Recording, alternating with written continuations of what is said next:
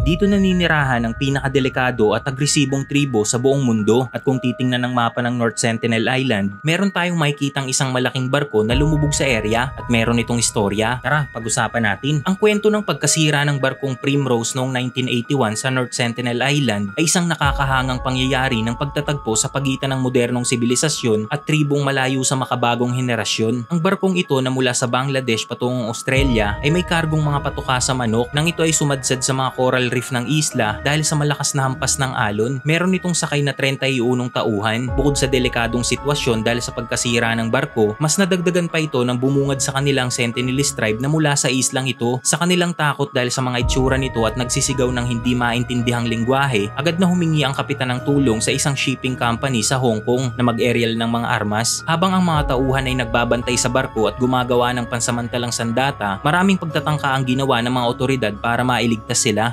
Subalit kinumplika ito ng mga Sentinelese at peligrosong kalagayan na rin sa paligid ng isla. Matapos naman ang ilang pagtangka ay nailigtas pa rin lahat ng sakay ng barkong ito sa pamamagitan ng helicopter kung saan ipinakita nila kung gaano kahirap ang interaksyon sa tribong ito dahil di naman sila pwedeng gumawa ng dahas bilang respeto na rin sa tribo at kanilang kultura. Dahil doon, iniwan na lang ang barkong ito sa isla at yun ang dahilan kung bakit nakikita pa rin natin siya hanggang ngayon.